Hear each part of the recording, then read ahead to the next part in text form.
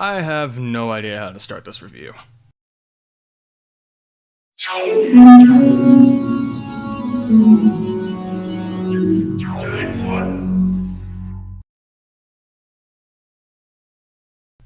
Okay, so maybe I have a little inkling of an idea, but you're gonna need to stay with me on this one. Originally, the plan was for a much bigger project. I was gonna do a back-to-back review of Undertale in my old style of video, and then a review of Deltarune Chapter 1 and 2 in this new experimental style I want to try out. However, there were two complications. The first of which is the overall magnitude that Undertale demands. That is part of why this review has taken so long.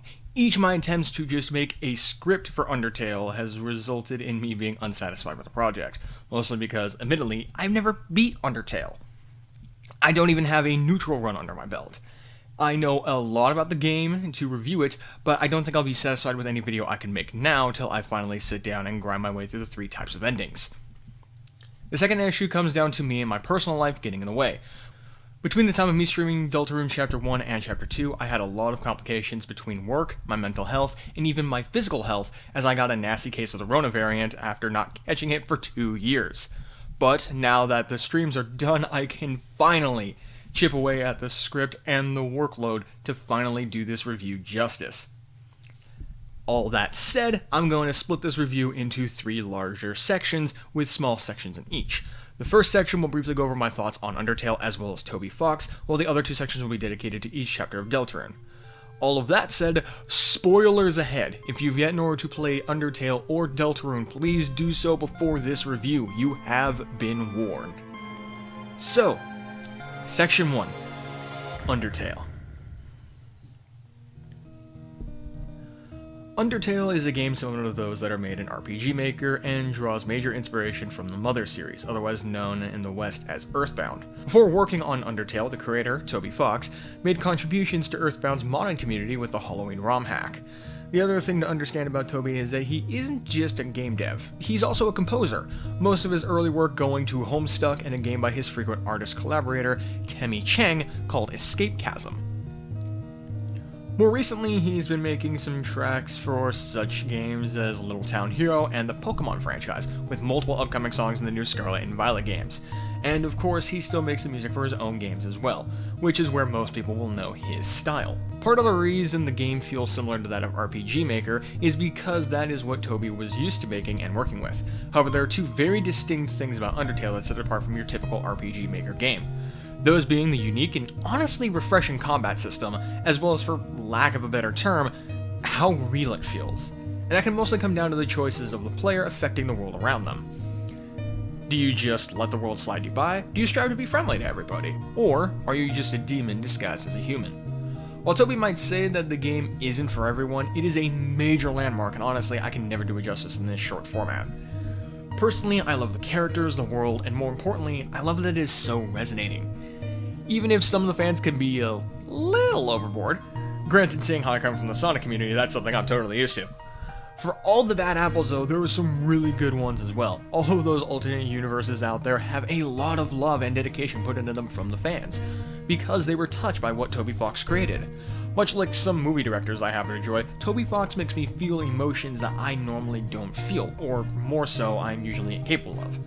I don't talk about this on this channel at all really, but I am technically autistic. It is on a minor level, meaning that I am high functioning, but because of that I have difficulty experiencing proper emotions that I should from social cues. It's one of the many struggles that comes with the territory, as I'm sure anyone who deals with this can attest. Somehow though, Toby's games, and more importantly, his music, is able to get the exact emotion he intends the listener to have from me. The musical matrix of Undertale alone could take up an entire video. Please get on it, Sideways, you will not regret it. And again, that is part of why I feel that I can't do Undertale justice right now.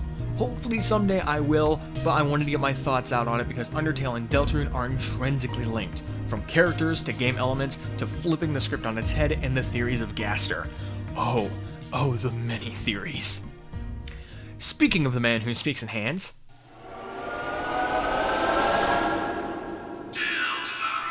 Deltarune Chapter 1, aka Survey_Program. On October 31st, 2018, Toby Fox released a survey to the fans of Undertale that was really a stealth drop for Deltarune Chapter 1. According to Toby, Deltarune has been in development since 2012 in one form or another, and he got the idea of Undertale from making Deltarune. I wasn't part of the first wave of players. In fact, I didn't touch the game until 2021. Work wasn't the best at the time due to the pandemic, and I needed something to fill my time with. I knew that Deltarune, being only one chapter, was shorter than Undertale, and might make for a fun afternoon, so I gave it a shot. I was not ready. Deltarune tells you one thing near the very beginning of the game, that your choices don't matter.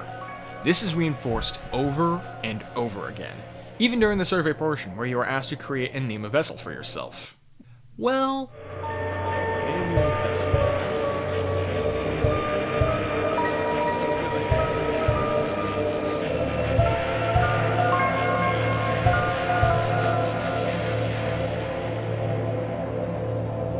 We called it Neo. What about Creator?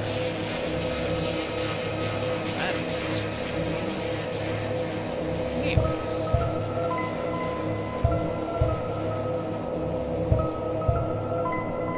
Neox.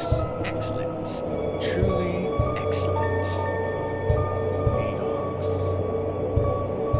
Thank you for your time, your answers, your wonderful creation will now be discarded. No one can choose who they are in this world. Your name is Chris. You play as Chris, a slightly older Frisk lookalike who falls into the category of the silent protagonist, never saying anything but letting his actions, or more aptly, your actions, speak for him. I will get into that later. You wake up, meet Goat Mom, if you know, you know, head to school and meet with your classmates as well as your teacher Alphys. Now, I'm not going to go over every classmate as of now, as we only really know things of about 4 of them. Noelle and Birdley have a greater role in Chapter 2, so I'll go over them in that section. And Temmie is just, well, it's Temmie. You can skip the Tems. While trying to find a partner for the upcoming school project, the focus of Chapter 1, Susie enters the class, who we are then forced to work with on the project by Alphys because everyone else has taken partners, and which, by the way, is a shit method in teacher practices. I get trying to help kids form bonds, those are important, but forcing a kid in middle school with someone who is actively and openly tormenting them is a little fucked up. Sorry, that got oddly personal. Something tells me it's not going to be the last time either. Anyway, Susie comes off as a brute and a bully. Unlike those assholes I dealt with in middle school, I actually have sympathy for her right off the bat. Her manner and dress and her antagonistic actions makes it clear that she is acting like this on purpose to push others away. But we are stubborn, and we are gonna get that replacement chalk you just ate, even if you take it too far and shove us into a locker. White people piss me off. You think just because you don't say anything, I can't tell exactly what you're thinking? It's over. I got Susie eating all the chalk. This was her last chance, though she'll finally be expelled. Come on, Chris, don't act so shocked. You know it's true. Everyone's waiting for it. Everyone wants it. So congrats, Chris. You got me. I'm done for. Just let me say one little thing. It seems like a waste to get expelled just over having a snack. So, Chris, if I know you're gonna pull the trigger, I might just get expelled for some real carnage. Chris, how do you feel about losing your face?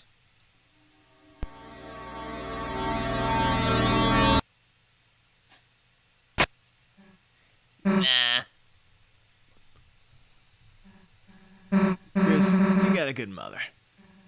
You'd be ashamed to make her bury her child. Alright, let's get this over with. We'll get more chalk, move to the class, and then, Chris, you'll do our project. How's that sound? Don't bother answering. Have you ever gotten it by now? Your choices don't matter. Let's go, freak. Anyway, we need to go to the closet, and no, I'm not going to force you to make out with me. We just need the damn chalk from the really dark and kind of creepy closet. Not sus at all. Hey, Chris, is it me, or is it really dark in there? What's the hold up, Chris? Are you gonna go in a what? Fine, if you're gonna be wimp, then we'll both go in at the same time. See, why are you so scared? There's nothing in here but old papers. Let's try to find a light switch. That's weird. Can't find a switch. Guess it's further in. Kind of a big closet, huh? I think we've reached the end by now. Hey, Chris. I think this closet's, broken. There aren't any walls. Well, we've worked hard enough. Val sees once Chuck's so bad, she can get it herself. Let's split.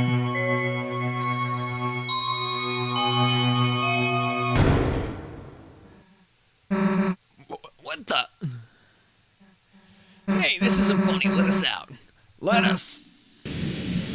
Huh? Florence.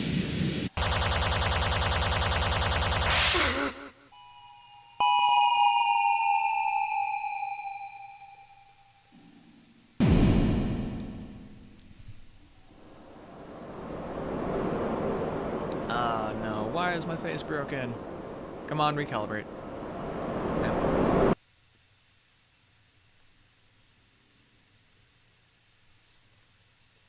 Come on. After wandering around for a people. bit, we grab Susie, we find ourselves a weird castle, and we meet a guy in a cloak who starts spouting stuff for saving the world, only to be interrupted by a Chad named Lancer, who we fight with Susie's help. After forcibly removing Lancer, we get to meet the guy in the cloak proper as he takes it off, and thus we get the third member of our party, the best of boys, Ralsei. Only for Susie to ditch the party. Fucking A. The whole game afterward is our quest to fix our party and close off the second dark fountain because too many of them popping up could lead to the end of the world. Cool. Over our journey, we have to deal with Lancer being a snot-nosed prick and trying to warm up Susie to us, all the while being nice to the locals, or not. Despite the game telling you you don't have a choice in this world, you can have very minor changes, however they all lead to the same outcome, closing that damn fountain. It's a long journey with a very memorable cast. Standouts to pay attention to are the weird stitched-up salesman's plushie and this weird checkers piece.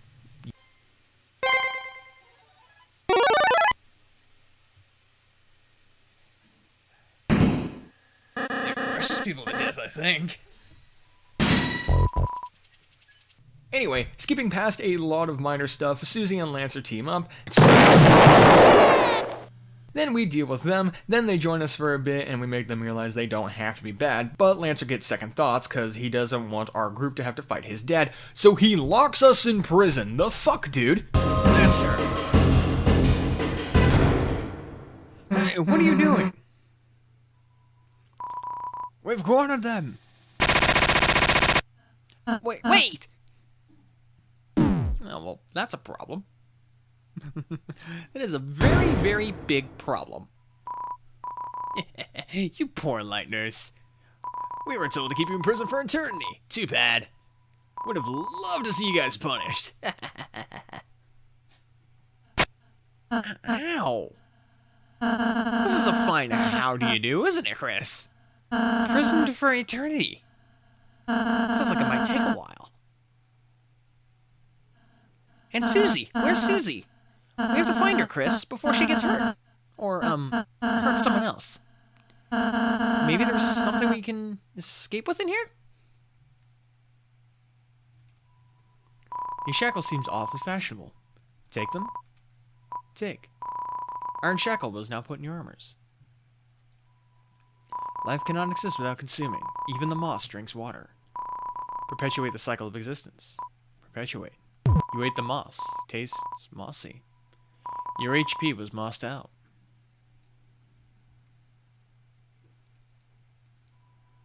It's a metal door. You rattle the bars. It's no use. There's a crack in the wall. What could be inside? It's more wall. So, Chris, what'd you find? It's all that green stuff around your mouth. 2 minutes in jail, you've already started eating moss. You even put on prison shackles, so, you look like a prisoner for life. So you couldn't find anything. Well, Chris, let's not give up hope just yet. But, if we don't make it for some reason, I just want to say, I'm glad I was able to meet. Hey, idiots, can you shut up? I'm trying to concentrate. Susie, where are you? I don't know. Prison. Seriously, though, I'm out of my cell. I sweet talked the warden to give me the keys. Susie, really? How? I invited him to visit the trash can. Anyway, now there's a puzzle in the way. Okay, solve it, Susie. I, don't do puzzles. Hey, how about we just sit tight with the Lancer? He lives in the castle, he's bound to come save us. Why don't Chris and I just help you solve the puzzle? Look, I don't need your help. But, if you said what to do out loud, you know, I wouldn't stop. Chris, tell Susie what to do.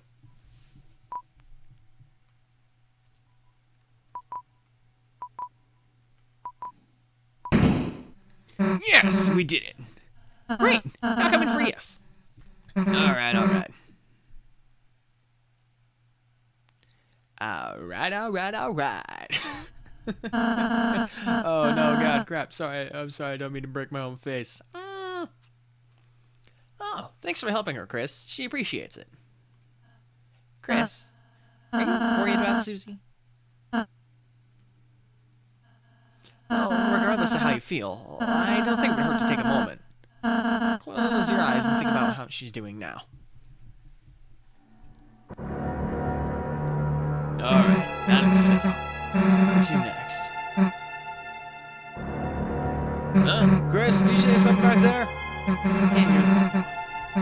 Just go this way. Well, that's dead end. That's Lancer's voice. Damn, not another one of these. I should go back and ask Chris. Make sure they answer. I'll just do it myself.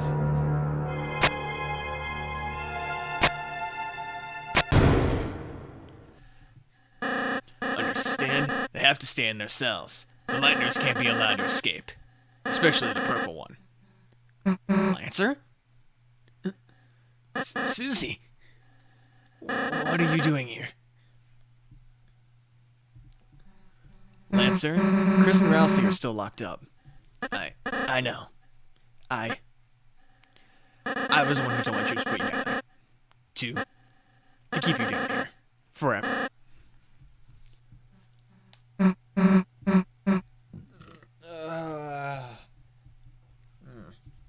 Lancer, you wanted to get rid of us. I thought we were a team. I can explain, Susie. Nah, it's fine. It's fine, actually. You don't have to say anything. I get it. I get it now. Why would anyone really want to be my friend anyway? Susie, that's not... Shut up. But... Shut up.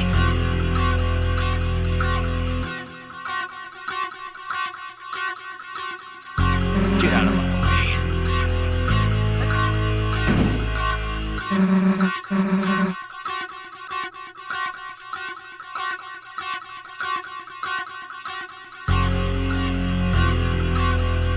You hear me? Get out of my way.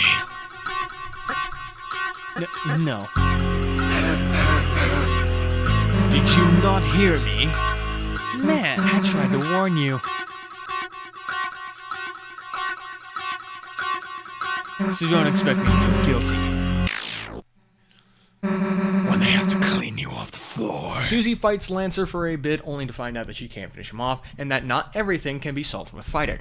We make a quick detour in the castle, and then leave for a bit to gather items so we could go bully a clown for a bit, sort of fight whatever thine this guy iseth. Now prepare ourselves for the strongest possible best.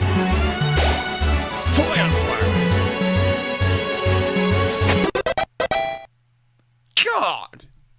Damn it! And then we are ready to take on Lancer's father, the king, who is a total dick. Father, Lancer, my son, have you dispatched the Lightners as I commanded? No, but I did even better. It turns out we don't actually have to fight them. They said they could just talk to you, and they're alive. Yes, and I think you'll like them a lot. There's Susie, she's very purple and strong, and where are they now? Hey. It's nice to meet you. Lancer, my son. Yes, father? Do you remember what I told you?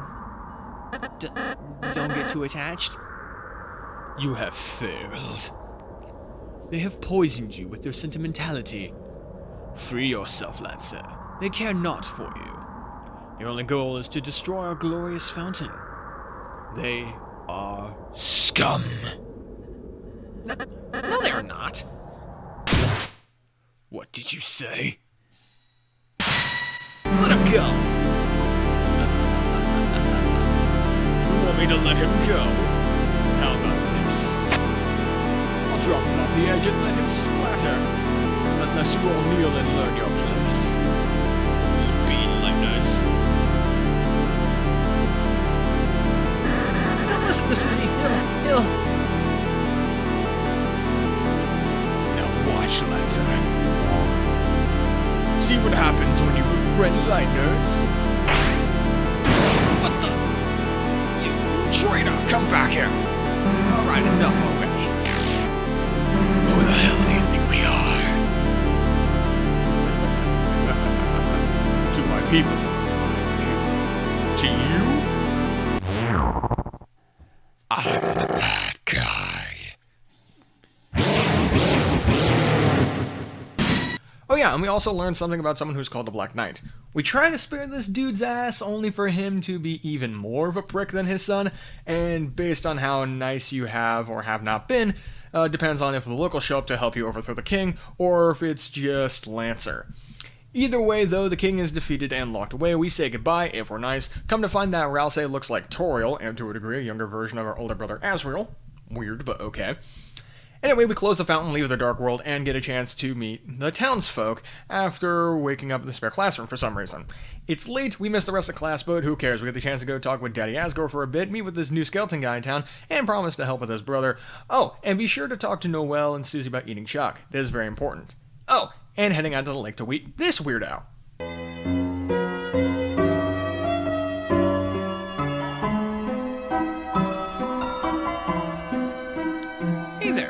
You were here. It's me, me, right? Of course you do. I'm real popular. I just don't have any friends. But it's okay you're here, because you're here. Will you be my friend? Yes, of course. Oh, I'm so happy you're here. I'm so happy. I don't know what to do. I don't remember being this happy before. What's your name, friend? Chris. Chris, that's you. That's a real nice name for a friend. Oh, excuse me. I forgot to introduce myself. Actually, since no one talks to me, I forgot my own name. Chris, can you give me a name? Yes, you are Onion Sand. It's perfect, you hear? I don't know what it means, but it's perfect. Feels like it's cheap. Me. Feels like it smells like me. Wait, what was the name? Yum? Yeah, it's perfect. Yum, that's my name. Thank you for giving me a name. I'll cherish it, you hear? Christmas? That's your name, right? I want to tell you something tomorrow. Something I can only tell a friend. Come back soon, you hear? Good talk, Onion San. And then we get to head home. Toriel is understandably pissed, began to attack, but didn't expect to be blocked by friendship. She makes an exception, and we head off to bed scot-free. And that's Deltarune Chapter 1. I had a lot of fun with this story, and...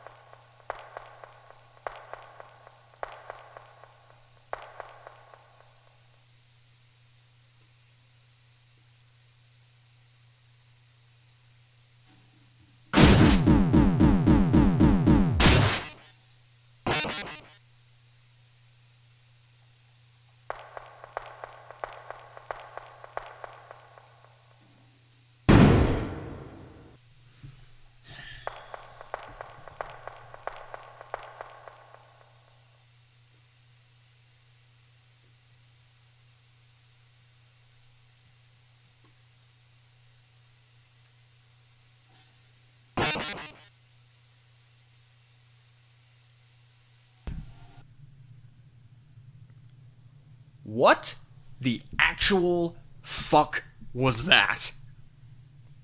Okay, I can back up and explain. If you've been paying attention, you may have noticed that I spoke mostly in the first person about my experience in this game, and that is for a very simple reason.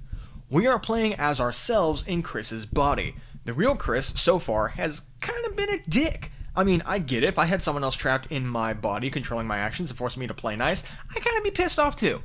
All jokes aside though, Chris is his own entity. We are merely borrowing his body and life in this world. At the end of the day, he just kind of lets us. After all, he puts us back in doing whatever it is Chris do when he alone. Maybe he just doesn't want us watching while he goes jack off or something. Granted, that is kind of concerning, but we gotta move on. Anywho, now that we got the story of Chapter 1 out of the way, how does the game play? Well, once again, if you played Undertale, this will feel very familiar, but slightly different. There are two major changes from Undertale in Chapter 1.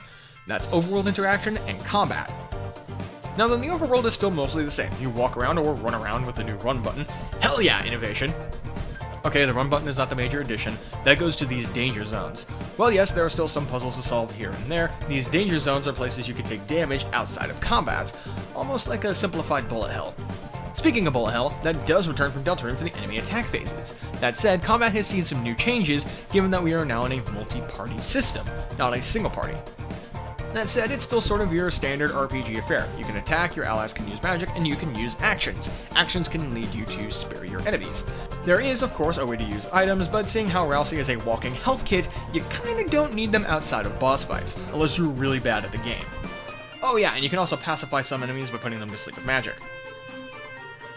Of course, with magic comes a magic system. In this case, magic needs TP from your TP bar. How do you get TP? Simple. You have to get in a very close range to the enemy projectiles in their attacks, running the risk of getting hit. Do it well enough though, and you should be just fine. High risk equals high reward after all. Got all that? Good. So far the system has yet to be flipped on its head in any way, but given Toby's track record, I'm sure we'll see something in the later chapters. Speaking of Mr. Fox, oh god, the music. It's a Toby Fox game, of course the music is going to be good, and he stepped it up big time with cutscenes having fully planned out scores. A whole new musical matrix distinct from Undertale but still cloning a few familiar leitmotifs, and the themes. Oh my god. If I didn't know that battle theme was from Deltarune, I would have thought it came from a Sonic Genesis game, it's that good. Obviously other standouts include The World Revolving, which is a slapping good meme. Another hymn is haunting. Susie's theme feels like it came out of JoJo. Rules Cards theme also slaps. More meme potential with April 2012, and of course, Chaos King to round your boss fight off with. Not to mention the short but sweet, Your Power. Obviously, I love the music in this. It brings me back to my early developmental days as a gamer. Where most kids my age were playing Xbox and PlayStation, I grew up with an NES and a GameCube in my day-to-day. The 8-bit themes, and of course the 16-bit themes I could get from my classic game collection on the GameCube, like Sonic Mega Collection, are burned in my memory from childhood. And Toby is able to take me back to that internal kid of mine with his kick-ass themes. On the flip side, completely shatter my emotions with the arrangements made in this game. It's part of why I will argue that Toby will go down as one of the greatest video game composers in history.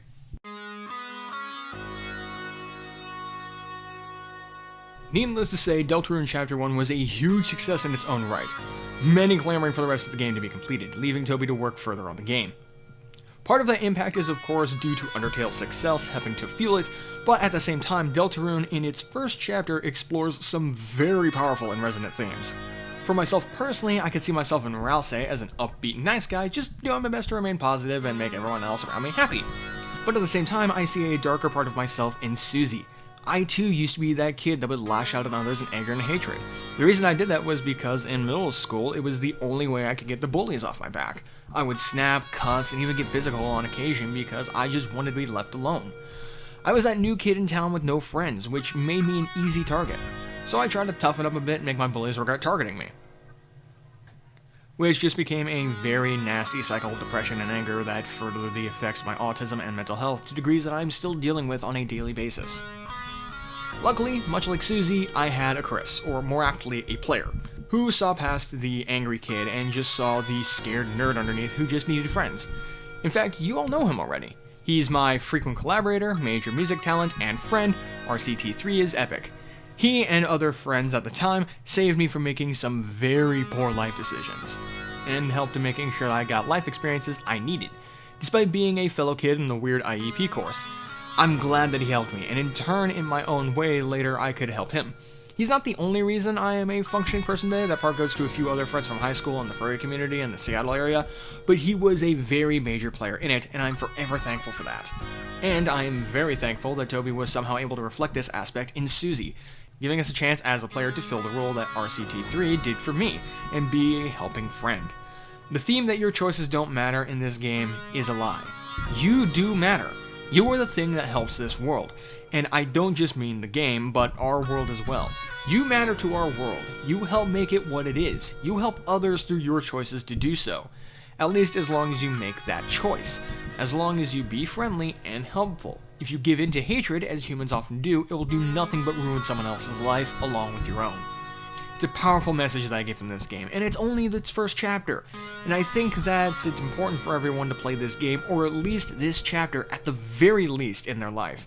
To pay attention to these themes. The sooner its lesson is learned, the less shitty the world can be. And who knows, it might inspire a new generation of middle school kids to help out the ones that are going through a rough time, to choose to show empathy. On that profound note, it's time to see how Toby followed up the first life lesson he wanted to teach. Hello, Toby, you little sleeping annoying dog.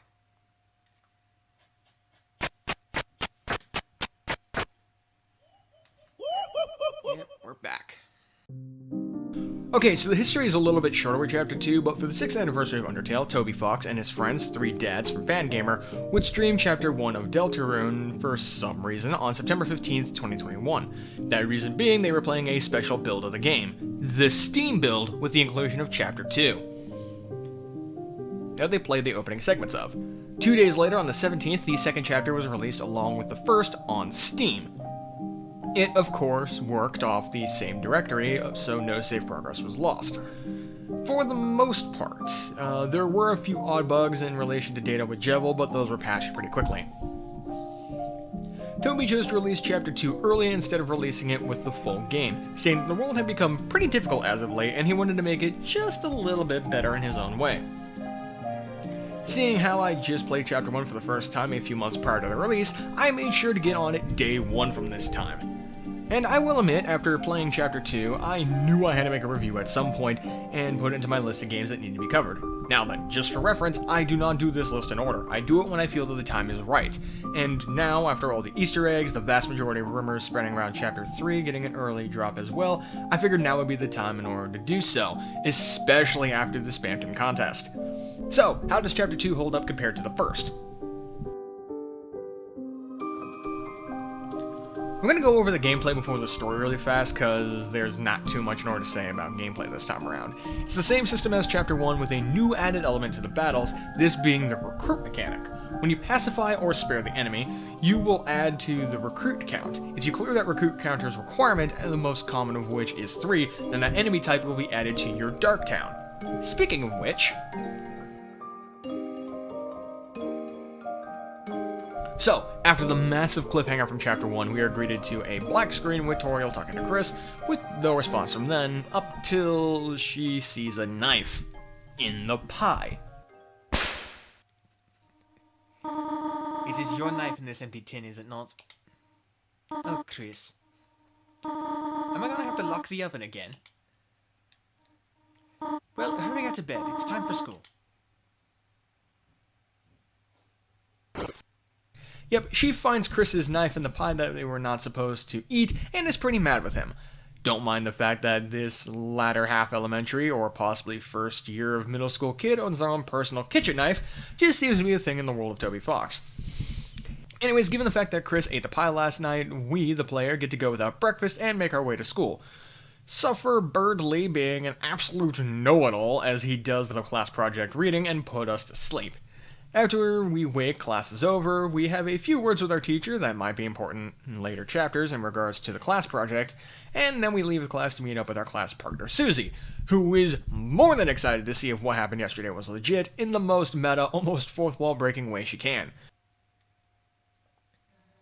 Look who it is, the school zombie. You were sleeping like a corpse all class. What's the matter? Had trouble going to bed by last night? Me too, Chris. Like I could sleep after yesterday. Just waiting for today felt like years.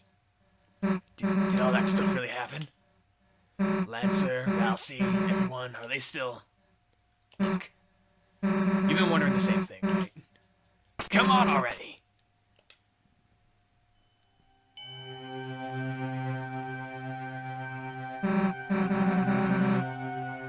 Alright, Chris, this is it. Moment of truth. Everything we've been waiting for is just behind this. If we, open this and there's nothing inside, we'll still be... Screw it, let's just open it already. Susie? Ah! Well, hey. What the hell are you doing here? Sorry to bother you, but, I just... Bernie and I were going to the library to do some research for our good projects, and if it's okay, would you want to come too? Oh, Chris, you can come too.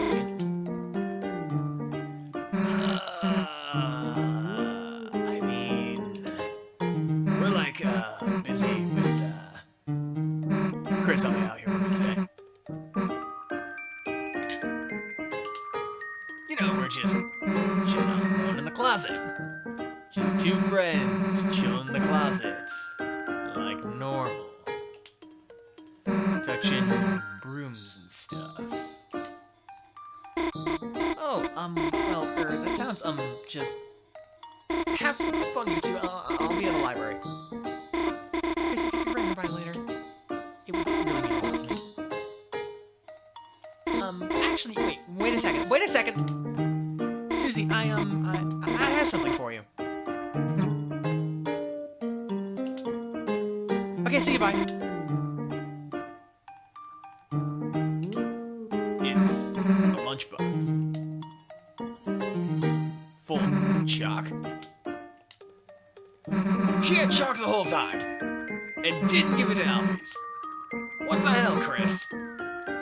Here, you hold on to this. You got the chalk. Oh, and because of a very important conversation with Noelle in the last chapter, she gives Susie a box of chalk. It's cute, awkward, and like I said, very important. Anyway, she leaves. We, as in us and Susie, head into the closet for our anime transformation, meet up with Rousey, who asks us to do a quick fetch quest back in the Lightner Realm, and once that is done, we now have our very own town, named after whatever you set your name of your creation from the start of the survey. We explored the town, but with not much left to do outside of seeing some rooms that Rousey made for us, because he's the best boy, we convinced Susie to leave the Dark World and go work on our school project. Not before Lancer puts himself in our pocket, along with rules for some reason. Going back to our world and down the road to the library, for some reason there is a traffic jam, possibly from a certain dog doing donuts in the middle of the road. I'm sure it's nothing. But a quick entry to the library shows that something is off. There isn't a soul there. Hey, Chris, where the hell is everybody? Something seems kinda... off. Screw it, let's just go to play space pinball in the computer lab. Huh? It's like... inside of the closet? Chris, you don't think this could be... another dark world? Well... guess this means we can't start our project. Unless... you know this. There's a dark fountain there. You can seal it. It'll turn back into the computer lab, right? So what's it gonna be, Chris?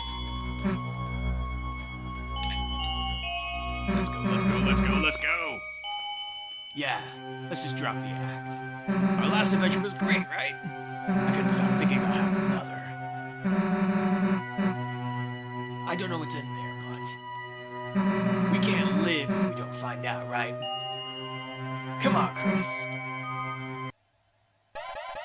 Down we go!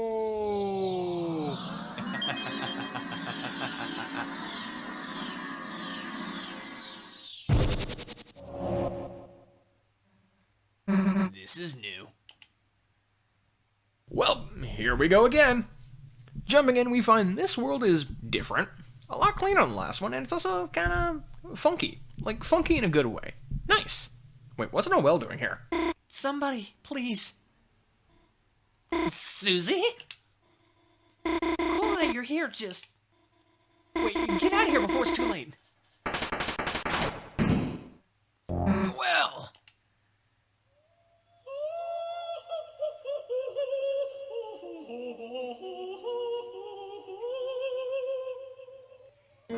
Hell of a study session. Who the hell are you?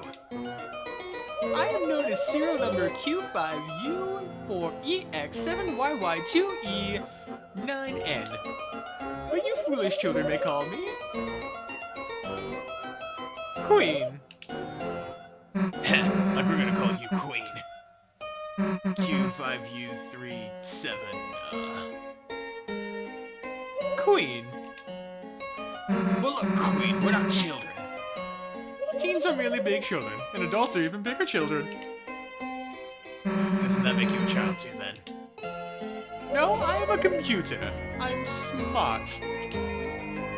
Computer? Well, thank you for the stimuli, but I must leave now. Goodbye! Wait, what? Why are you captured? Why do you capture Noelle? I would have captured you too, but I ran out of cages. Why the capturing? So she may become my willing peon in my quest for world domination. Also, maybe I might make her face into a robot one. What? Why? Seems cool. Well, forget it, dude. Nobody's turning anyone's face into a robot. Could that be a statement of ominous dissension? Huh? You wanna fight, loser? Yes! Yes already! Yes! Okay then, bye. Wait a goddamn second! I have no time for bitch. And would kick your ass. And perhaps someone else could entertain you.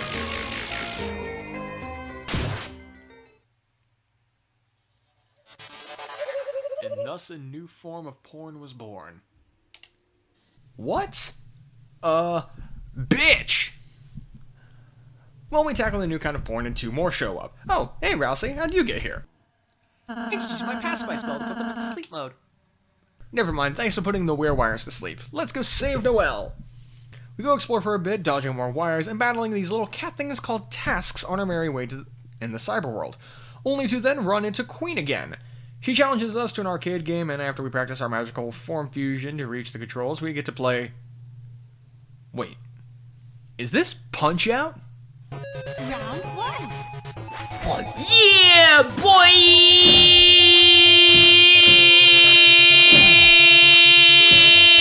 We kick her ass so hard the cabinet explodes, she asks us to join her or perish, and of course we choose perish, because why not? The hell did you just say that so enthusiastically? She then leaves us alone finally, and we get to move on our way once more to try and find Noelle. Wait, what's this thing? Your time to agree to all. Thank you for agreeing to all to this peon release form. Now you're all legally my minions, and I can use your likeness for funny statues. What if we just don't do what you say? In that case, I would be forced to use another guy, probably. Better get started with that. Okay, but I'm still going to use your likenesses. Well, that was weird. Running around in more teacup-like things, dodging more notes from these robot guys. Oh, hey, you're resistant? That's pretty cool. Wait, no, we aren't with the Queen, you idiots. Well, we get stuck in this fight with Sweet Captain Cakes, where Susie forces Rousey to learn how to perform actions through the magic menu. Happy feet, dumbass! And once again, we get them all dancing and explain the situation. We once again move on our way. Oh, and we have access to their shop, so that's cool. Jumping ahead, we make our way to a strange shack, which turns out to be a roller coaster. And it's Queen. Fuck. I have been most merciful to you thus far, but it is time for your unwillful imprisonment. Capture. Not the capturing capsules.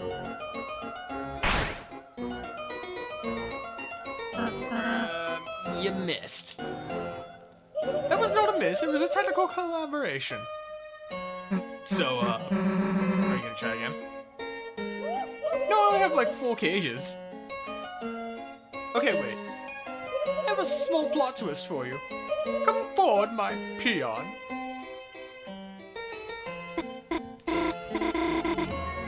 I'm sorry, I just couldn't say no. Well, hi Susie, how are you? Okay, I guess. Your, roller coaster is, I like it. Yours too? Thanks.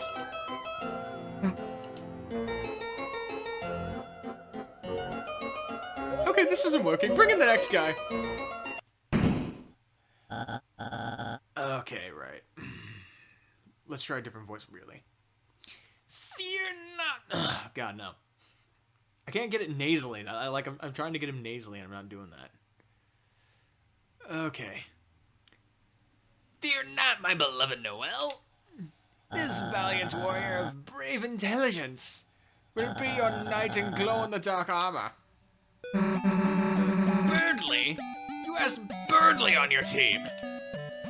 I did not ask him. I did not ask him. I did not ask him. That's Lord Birdly to you, simpletons. And soon, Super Lord Birdly. The hell does that mean? I have no damn clue. Just go with it. You see, thanks to our wondrous queen, We will soon rule the world and turn this land of fools into Smartopia, a true scientocracy where the geniuses of the world can bathe freely in pools of fresh fruit and ambrosia, no longer held back by protisans like you. And the key to that is us, Noel and I. Our power, the light nerd's power. You mean light nerds? No, Queen said light nerds. I actually did. Birdly, Queen's just manipulating you. That's what she said you say to me. I actually did. Now, Chris, I must admit, I feel pity for you. Unlike Susie, I always saw some potential in you. Join our side and I will let you scrub our royal toilet. Ah, Chris, I suppose you knew you would never amount to much. Well, if you're dead set on proving your inferiority, allow me to assist you. We bump his car till it explodes. Holy shit, he's gonna be okay, right? The fuck you mean the track ain't finished? Well, now we wake up in trash and Susie's having trouble walking, so after a quick heal from Rouse and taking interest to learning how to do healing spells, we continue through what is basically the worst parts of the internet. Oh, and we have to split up. We take it to some pop-ups and hey, we find Noel. Pure, innocent Noel. Who we immediately hide from Queen, who we then make a truce with, and then hide her from Birdly, who we also reluctantly make a truce with. Fucker. He runs off despite being in a truce, then Queen runs off in the same way, and now we are triple truces with Noel entering our party. Hell yeah. We sadly spook her with mice over and over in a series of puzzles and confuse her with battles, but she gets the hang of them quickly. Oh, and of course we are showing mercy still. Why would we start attacking anything now? Huh? What the? Never mind. Anyway, we explore the streets of this city before hiding Noel from Queen again, only for Birdly to show up with an absolutely hideous statue. Is this? Chris, can you stop looking at this? Stop looking at it? It's wonderful. The mouth in front of the beak, the 12-pack abs, the butt crack that's on the arm supposed to represent muscles even though there's absolutely no bicep there, the words IQ sprawled on the diaper, the stance with feet spread at such a wide angle that no person could comfortably strike this pose, the Crocs, dear God, Noelle, the Crocs! And you're asking me to stop looking at it? Are you mad? After buzzing them both off, we hook up with Noelle and make our way through town once more. We get our ass kicked by Toby Fox, and then we abuse Noelle a bit more with mice puzzles. Not like I have... That felt weird. Anyway, we then solve another big mouse puzzle, and then we run into Birdley. Again.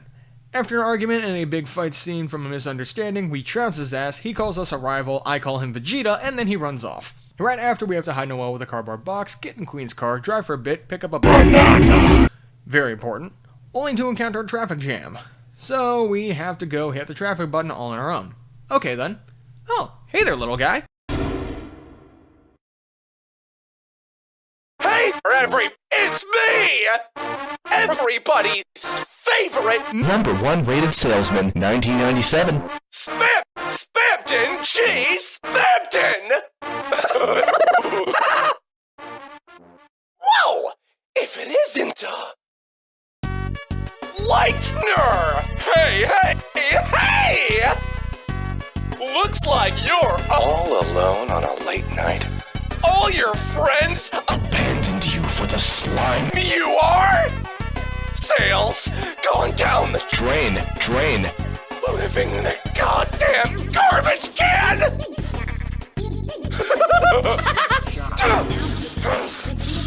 Well, have I got a Special deal. for lonely hearts like you? If you've Lost control of your life. then you just gotta grab it by the silly strings. Why be the little sponge who hates its $4.99. life when you can be a big shot? Big shot! That's right! Now's your chance to be a big shot! And I have just the thing you need. Hyperlink blocked. You want it! You want it! Hyperlink blocked. Don't you? Well, have I got a deal for you? All you have to do is show me your Lightner, aren't you? You've got the light. Why don't you?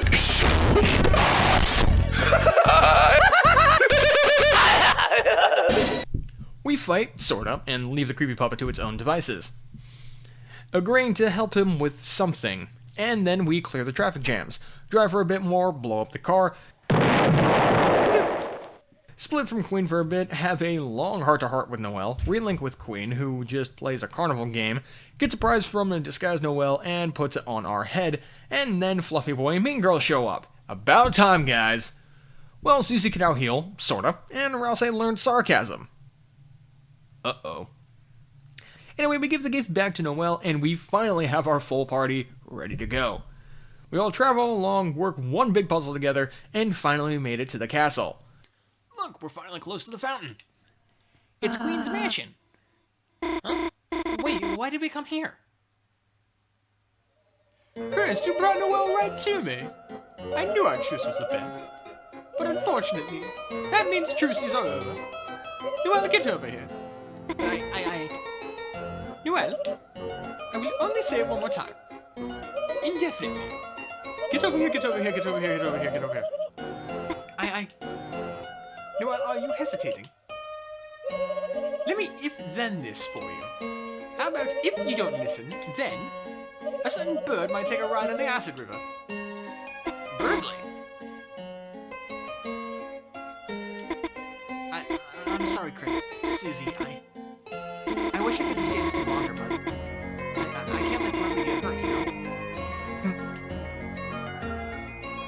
know? Don't be sad, Noelle, honey. All that remains is the final step. My splendorous queen, there you are. Phew, I looked at every used game store for you. Oh, Noelle, are you okay? You look a little funny. Okay, plan B. Huh? What are you doing? I see now that her will must be unleashed by force. Perhaps if I make her face into a robot one. But you said you wouldn't do that if I... Variable lying set to true. We were going to be smart together. That's not fair. Understood. Fairness activated. Hey! Good thing I calibrated those cages. You said I could trust you. You said you were a gamer. Birdly. I only play mobile games. No! Fuck. One of you is going to help me with my plan. And it's going to be Noelle. The rest of you, go to your rooms.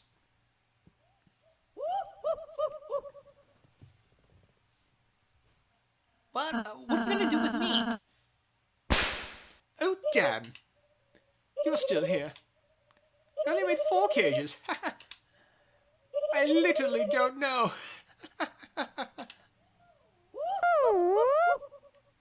Fuck!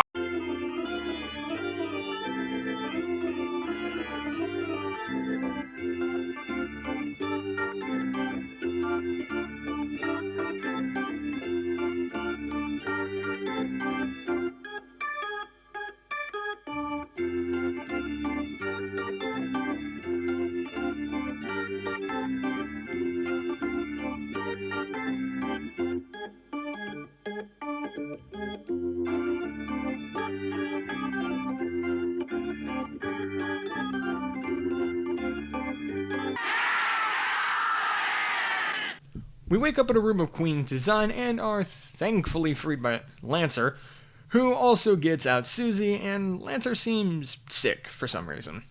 And then Birdly insists on coming along because he was also captured and wants to save Noelle. Fine, whatever. We have a series of floor puzzles to solve, and each time we do, Birdly continues to be in denial over and over. After the 3rd time of doing this, Birdly gives us the full backstory of the idiot he really is, and how he only comes off as smart as he does because of Noelle's help. Face it, you're just a big dumbass than the rest of us.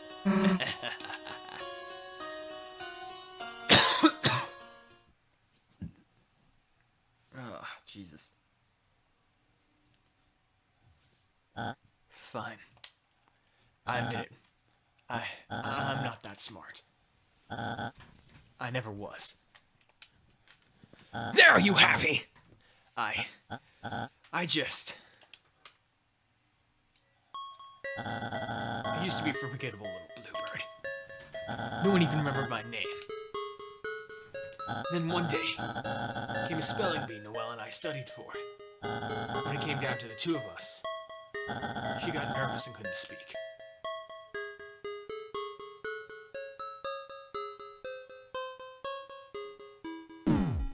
She lost. And I won. That was when I tasted it. The praise, the glory, the superiority. The addictive power of being smart. Since then, year after year, I'm the #1 in class. It's always as we study. She's a real smart kid. But everyone's expectations for me are so high now.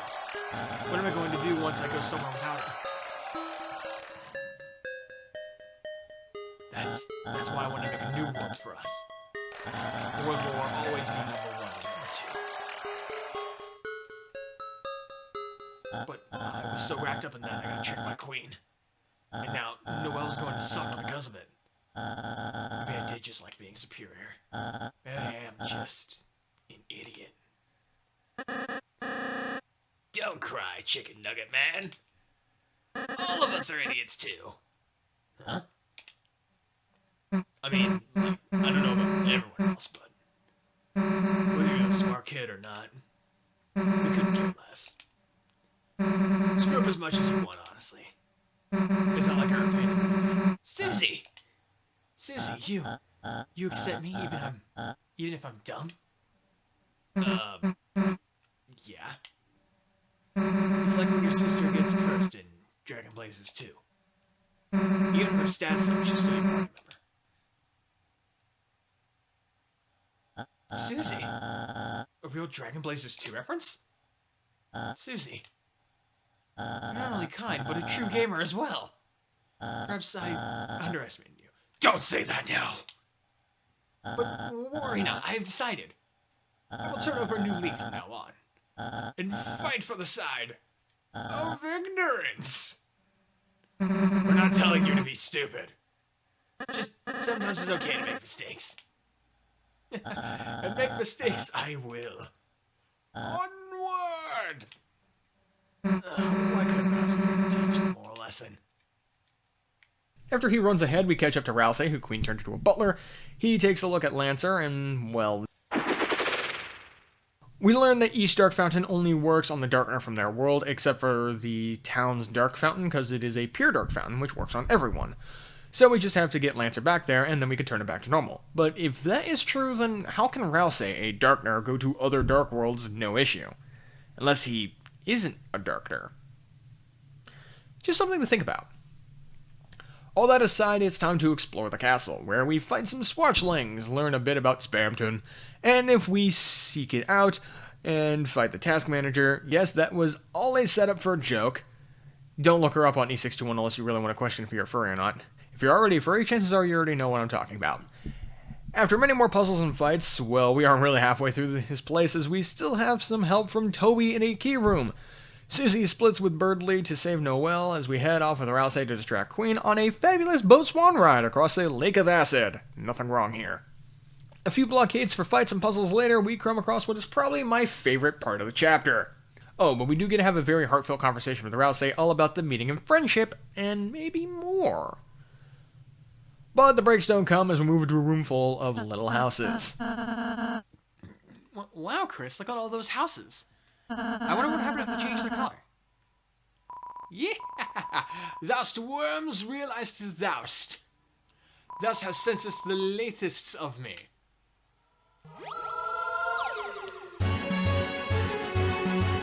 Ships ahoy, land lovers! The threadiest to visit Davy Jones's knocker. Did you not speak with more than one accent? Howdy, Thar. Oh, Mr. Rose, I just remembered Lancer. He's not well. Oh dear.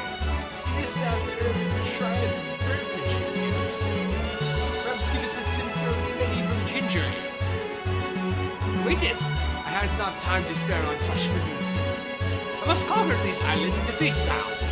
Then gifting me her sufficient islet present, the cutest queen shall reward me by making me her left-hand man. Me, the ultimate minion. Now beholdeth the formeth of our destroyer. Whatever this thingeth is. This again. Squirming with jealousy of a battle caravan. This is an effigy of an ancient god of combat. I rescued him from the king's trash heap. Fix his flap in the wordless scrap shop. That's just a duck. I know it's wanted arch, ruffian. Go forth, my squeaky ducky. Nobody listens, but I told them making a duck would be important. Anyway, this fight is unique as you only have to dodge Rules' attacks, but also claim more houses than him. Easy tip, block him off first, then fill in the rest. Oh, and both you and he can place on diagonal corners, so be careful. When he ties or loses, he will try to end you with his power, but will also turn to stone. We leave him behind to get a photo op where we hug the goat, for reasons. We then get a chance to see what Susie is up to in Noelle's rescue. Okay, legit, what even is that? What a strange moon. It's like nothing I've ever seen before. This world. I wish Daz could see this. Is somebody there? Wait, what are you? Hey, you can't capture someone who's already captured.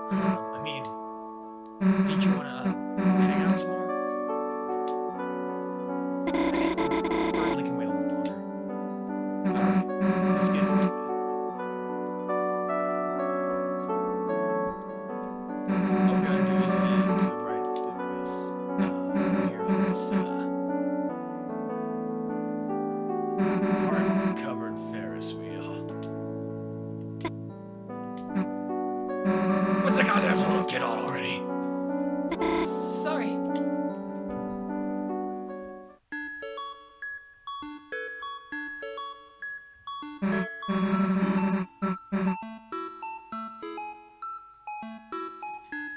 What the hell am I supposed to do, here? Damn, Chris would know what to do.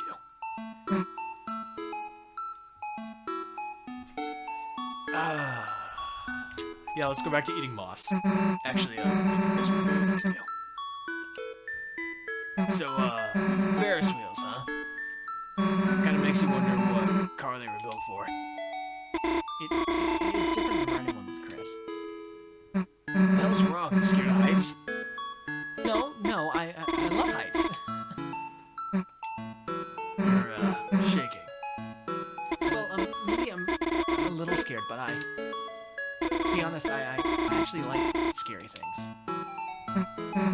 What do you mean? When we were little, me and my sister would stay up. We'd go past our bedtime watching horror movies. At first I cried, but now it's like watching them makes me feel comforted. Comforted?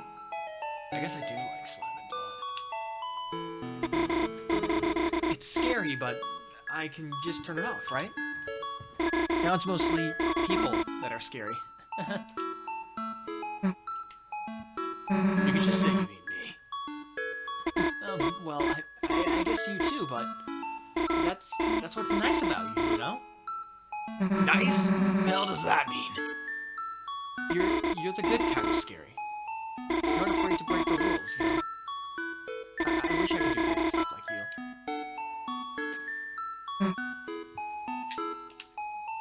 So, if you could do something crazy right now, what would you do? Well, I jump out the window. It's a dream, right? I grow big angel wings, and fly as far as I can, breathing back at it all. Skyline shaking like holiday light. Skyline shining like holiday lights. That's kind of beautiful.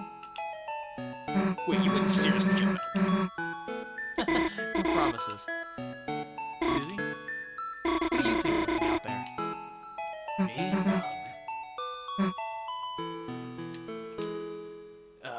Seeing everything small makes me feel like, if I was Susie Zilla or something, I could wreck the whole city. Susie? What? Being Susie Zilla is something you think about a lot. Like. Yeah, lie. No, I just made it up now. Did you always do that when you lie? Hey! Don't look at me. I don't have a tail. It's part of your dream. Oh, right. Sorry. Guess I'll just have to check in real life, too. Hey, don't! Susie, everything okay? Look, I just don't like people knowing about it. Well, I think it's a nice tale. Whatever. It's wagging.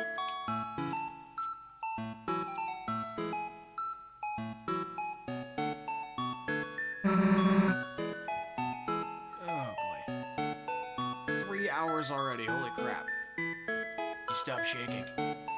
Guess I got comfortable. Me too. A really touching conversation that's completely ruined by Birdley being as dense as he is really dumb. He holds Noelle back for a bit, only to showcase himself as a romantic rival to Noelle, to which case, awkward. Susie legit drops in on us as we make our way to fight Queen, filled with a certain power. We find off a single wire, where we then confront Queen, only to find that Birdley has been wired and we need to save his ass. Birdley, he's been intercepted. My control blocks are not suitable for teenagers. Now the whole family can enjoy eternal servitude. Sort of real, mostly through laughter. Wait, then, where's Noelle? Laughter becomes more. Oh, I wonder. I actually know the answer. Enough already. Oh dear. I do sincerely quite like you two. I'd be ashamed to force you to serve me. An enjoyable shame. Fight time. The battle is tough, and much like King before her, the Queen spends most of the fight pontificating about nonsense. Something about using the power of the Dark Fountain to coat the world and make like the Black Knight wants her to, or that she guesses the Black Knight wants her to do. We free-birdly Queen pulls off the old, what in the world could that be? Oh no, what's that? Wait 1 nanosecond. You coward!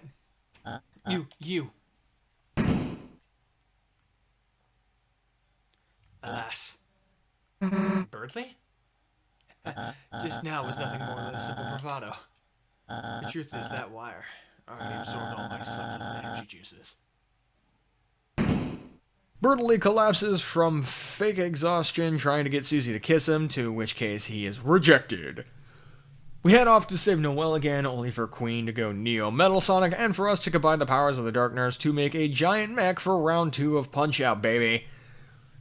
Take your victory lap as you're in the home stretch of the game, punching Queen in her stupid fucking face.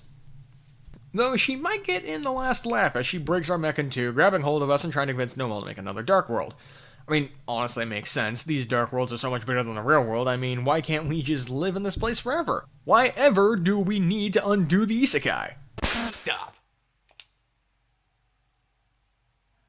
What in the world are you all doing?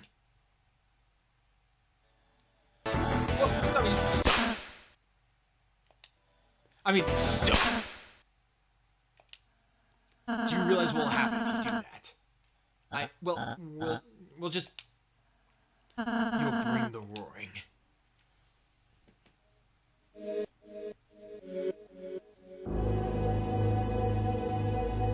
When light is assumed by shadow. When the fountains fill the sky. All will fall into chaos.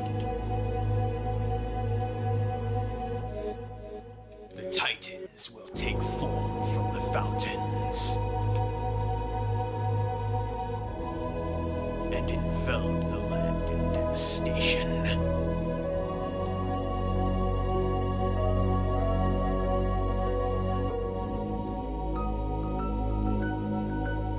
The surveying darkness crushed by the darkness will slowly, one by one, turn into statues, leaving the lightners to fend for themselves, lost eternally in an endless night. Is that your idea of paradise?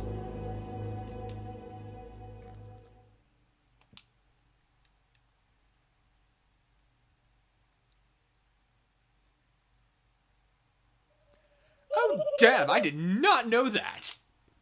You didn't? Yeah, that shit is kind of important, Rousey. Why the fuck didn't you tell us sooner? After pacifying Queen and making sure to backtrack for a certain Pepis-loving puppet so that we can go cut his strings, we head off to seal our second Dark Fountain. Everyone wakes up in the real world, we are set to start studying, but after realizing how late it is, everyone heads off. But we do get a power around town with Susie for a bit.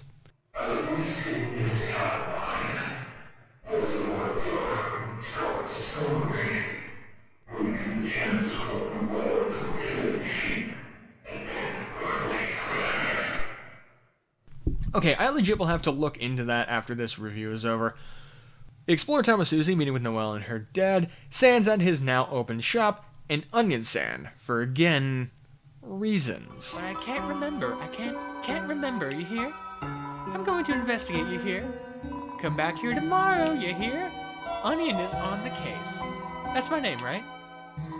See you, kiss.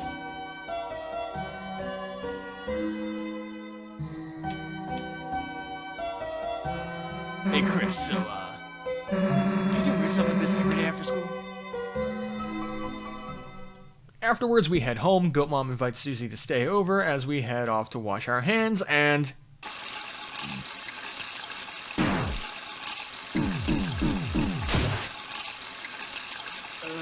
Jesus. I can tell you right now, my throat is in total pain. took me 4 hours? Oh my god.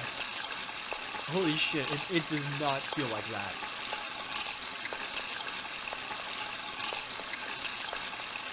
Oh my god, holy shit.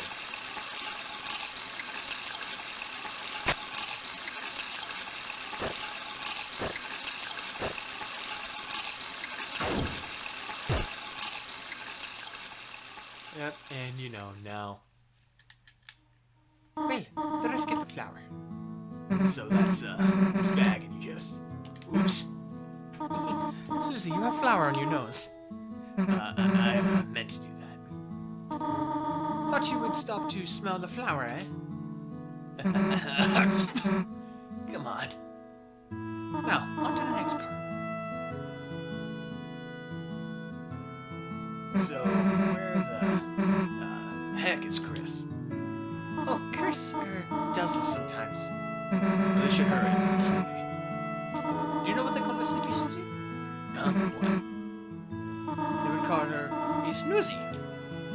Then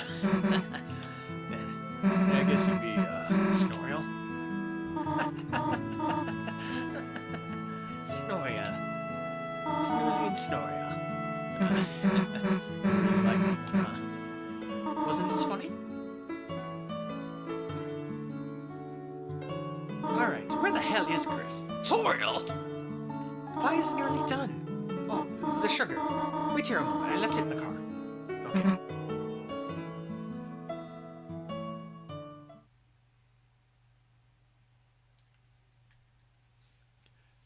And then the gremlin just crawls his way back through the window.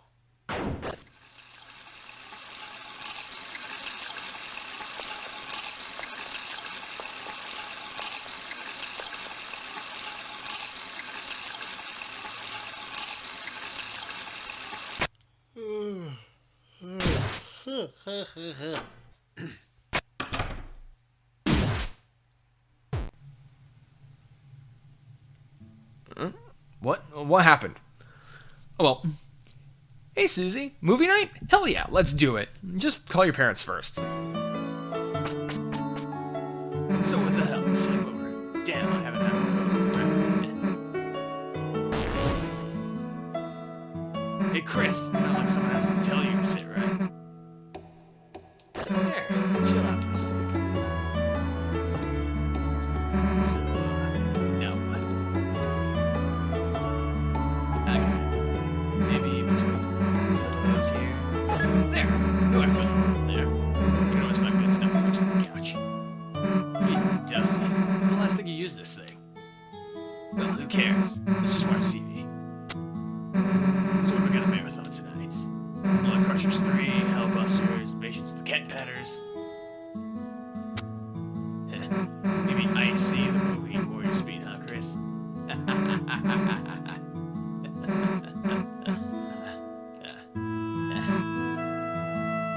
It's been a good day, huh, Chris? You, Rousey, and Sir, everyone. It's just cool hanging out together tonight. That's why, you know, do you think you should? Try to have them come over to our world. Come on, think about it. How much better we do? Rousey could do her homework, Max could go to bed. We could all walk to school together.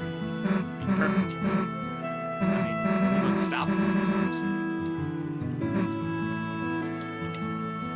Yeah, that's the attitude. Rousey would be the teacher's pet, though. Or not me, just talk about it in time, honestly. Well, whatever, as long as he brings me an apple, too. What, apple shampoo? No, I don't drink it yet. Well, whatever, let's just get back to watching.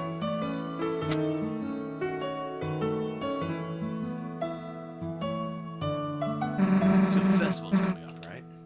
That thing all the time comes up, the carnival. Stupid, right? But say you had to take some to well around Sam.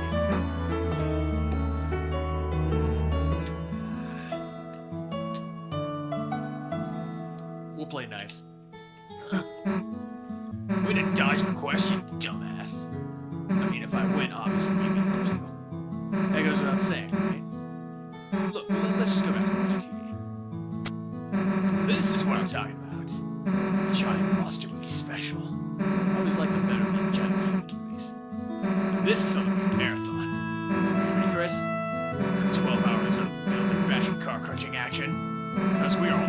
locked in. Got it? I better not see you move until your eyes are bloodshot.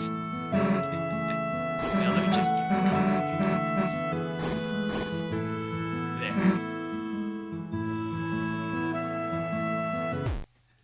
Already knocked the F out. Susie fell asleep.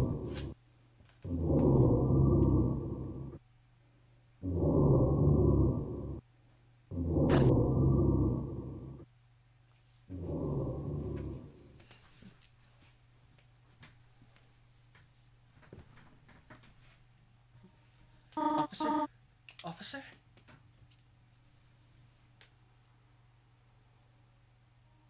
Thank goodness I finally got through.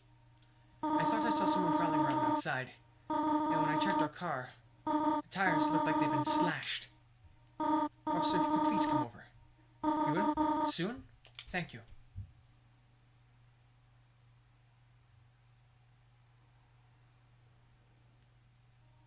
We're already asleep.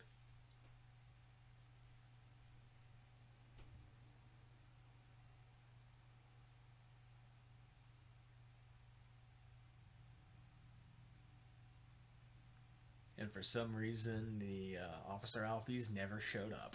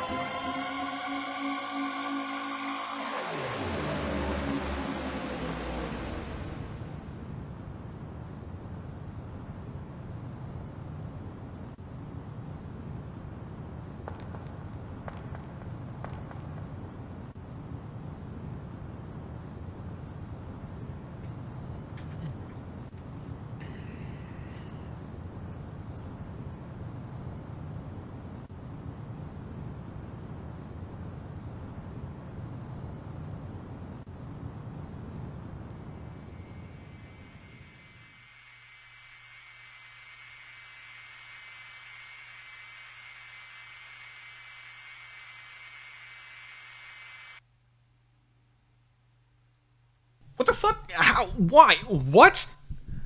Okay, honestly, I wish I had my initial reaction from my first playthrough, because it was Smash Bros. Level of hype. Same goes for my hype for the music.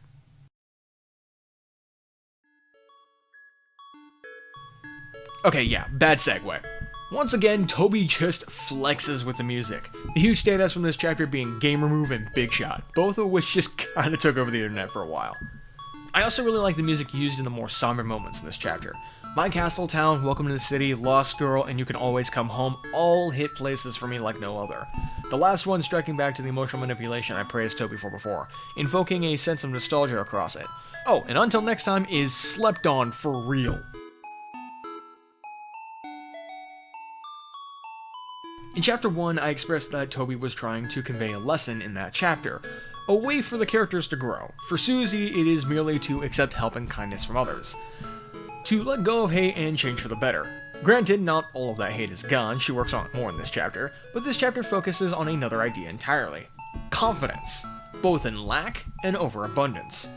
Bertley is highly overconfident to the point that he constantly misreads situations and makes things worse for himself and others. Paired with his incompetence, it's a deadly combo, and while he does work on it a bit, it is merely redirected. He has a lot of work ahead of him to become a better person, and I wouldn't be surprised to see him work on some of his other issues being explored in other chapters. As long as you didn't go the Snowgrave route. Noelle is the exact opposite, lack of confidence. In which case, whether you go for the normal route or the Snowgrave route, you as the player, and Susie helping, will boost her confidence to the point of backing down Queen, who is using her own confidence to control others in a way that is almost like an overbearing parent. That said, though, it's your choice as the player to swing Noelle with a confidence boost in the right or wrong way. You can make her more confident in herself while keeping her personality, Or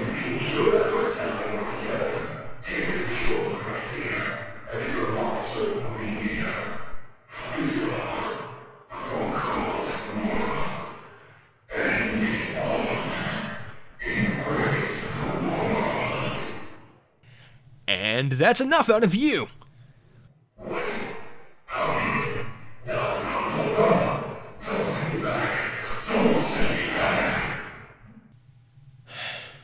Sorry about that. My point with all this is that these are still kids you are playing as. They are still learning how to be people. They need life lessons like these. Just the right ones. And not what more morbid players demand. A point that I feel was missed in Chapter 1 by people expecting more gameplay like Undertale. But this is not Undertale, it's Deltarune. Toby gave you a taste of what would happen if Deltarune was made under Undertale's philosophy of fixed choice. And it's not good. Like, it is well written, but you make a monster, a killer to rival the one that you once played. I think the old adage of be careful what you wish for applies here. You made a monster, just as I let mine get out of hand in the second chapter. So let Toby tell the story he meant to tell. This is what Deltarune is, after all, the story Toby always wanted to tell, so let him tell it. Needless to say though, Chapter 2 was very well received, even more so than the first chapter, and I know that we all eagerly await Chapter 3. There has been some teases here and there in the last few months, so hopefully we'll have a better idea of when we will see Chapter 3, and maybe even Chapter 4 by the end of the year. Now then, I am not saying that we will see these chapters by the end of the year, but we should at least have a release date or a release window by the end of the year. Now then, time for some fun. Theories. Okay, so yes, Chris is most likely the Black Knight, that's what Chapter 2 confirms. Ralsei is either Azrael or a fragment of Azrael, or he's actually Toriel. Toriel will be captured in Chapter 3's Dark World, or just turn out to be Ralsei, if that theory is correct. Even if Ralsei isn't Azrael, he might secretly be a part of the Dreamer family and not even be a Darkner. I might work on that last one on a more in-depth video, mainly because I just find that idea interesting. These are just a few of the theories that I personally have or that I've heard, but I'd be interested to hear yours, so put them down below. Deltarune Chapter 1 and 2 are a massive and impactful endeavor. It will forever be overshadowed by Undertale merely due to its development, but Toby has made it clear that this game is the life work he always wanted to make, and regardless of how long it will take him to finish, even if it is ever truly finished, I will gladly be there to play this story and share in its wonders and lessons with whatever generation follows after me. And that, my dear friends, is my longly awaited review of Deltarune. I'll come back to this when Chapter 3 drops, and hopefully it won't take me as long to do it as the second time around. Do the normal things, subscribe to the channel, leave a like, and comment your own thoughts and theories on Deltarune. I'm really interested to read what all of you guys think. And with all that out of the way, this is Team Andrew 1091, signing out.